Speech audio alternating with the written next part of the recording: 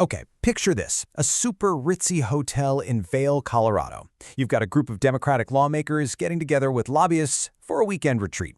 Sounds pretty standard for politics, right? Well, this particular event would end up spiraling into a full-blown ethics investigation, turning Democrats against each other and raising some really big questions about secret money in state politics. So that's the big question we're going to dig into here. How on earth did a weekend getaway turn into this major flashpoint with accusations of illegal gifts, secret donors, and what one lawmaker even called a toxic feud, all happening inside Colorado's majority party? To get it, we really have to break down what happened step by step. All right, so here's our game plan. We'll start with the retreat itself. Then we're going to untangle this web of dark money groups that are involved. After that, we'll get into the nitty-gritty of the allegations, the lawmakers' pretty surprising legal defense, the official investigation that's happening right now, and finally, we'll connect all the dots to show you why this story is a much bigger deal than just a local squabble. So, our story kicks off in early October at the Sun and Alp Hotel in Vail. A group of lawmakers who call themselves the Opportunity Caucus. They're seen as the more moderate wing of the Democratic Party. They organize this retreat to, hang out and chat with lobbyists. And listen, this was not some low-budget get-together. The total bill just for the lawmakers' hotel rooms, their food, their drinks, it came out to over $32,000. And the question of who exactly paid that bill, well, that's the whole reason for this ethics meltdown. Okay, so to really get what's going on here, we have to define a few key terms. This is where we get into the weeds of campaign finance law a little bit, but it's super important for understanding what's at stake. At the center of all this are these groups called 501c4 nonprofits. Now, under federal law, they're called social welfare organizations. But here is the absolute key thing you have to remember. They can be politically active, but they do not have to tell anyone who gives the money. And that, right there, is why you always hear the term dark money. It's not some official legal term, but it's what people call these groups because their funding is completely hidden from public view. You have no way of knowing who's trying to buy influence by funding what they do. So let's lay out the key players here.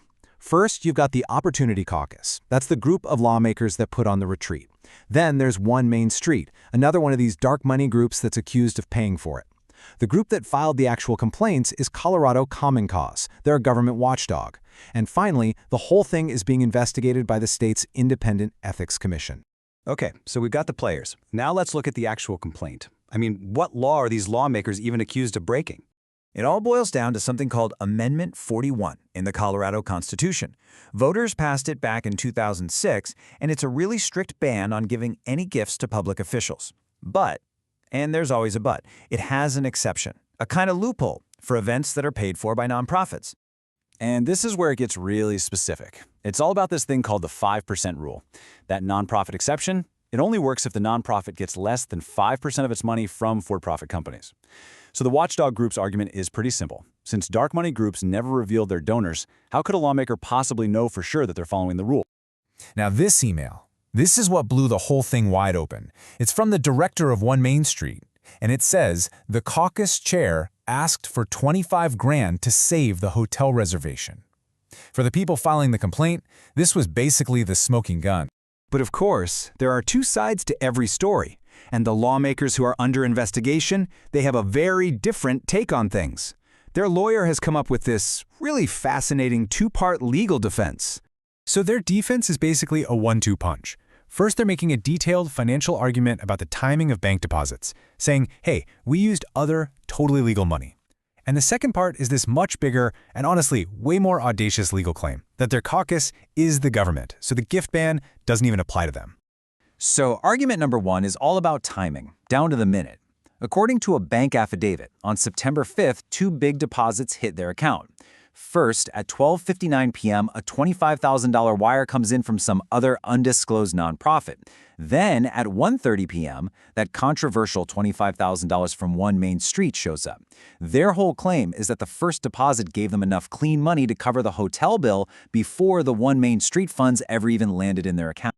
Now, their second argument, this one is, well, it's pretty bold. Their attorney, Mark Gruskin, is using a court decision from all the way back in 1983 to argue that a legislative caucus, even if it's registered as a nonprofit, can legally be considered part of the state government.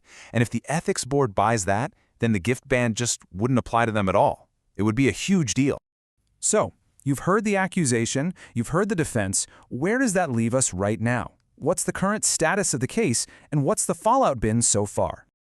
Well, the official process is moving forward. After the complaints were filed, the Independent Ethics Commission had a vote and ruled that they were non-frivolous. That's the legal way of saying they're serious enough to launch a full investigation. And in a really interesting move, a bipartisan legislative committee actually voted to hire a lawyer for 15 of the lawmakers.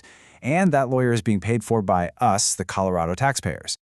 So initially, 17 lawmakers were named in all this. The complaint against one of them, Representative Shannon Byrd, was dropped. She proved she'd resigned from the caucus leadership and didn't even go to the retreat. Another lawmaker is handling their response separately, but that leaves the remaining 15 being represented by that taxpayer-funded lawyer. You know, beyond all the legal stuff, this has created a massive rift inside the Democratic Party. Senator Lindsay Dougherty, who chairs the caucus, she described the whole situation as so toxic and a huge distraction. It's really put a spotlight on the growing tensions between the moderate and the more progressive wings of the party in Colorado. Okay, so let's pull back for a second. Why should anyone outside of Colorado care about a fight over a weekend retreat in Vail? Well, because this local story is basically a perfect little snapshot of one of the biggest debates happening in American politics today. When you get right down to it, this whole thing is a case study in transparency. The real issue here is accountability.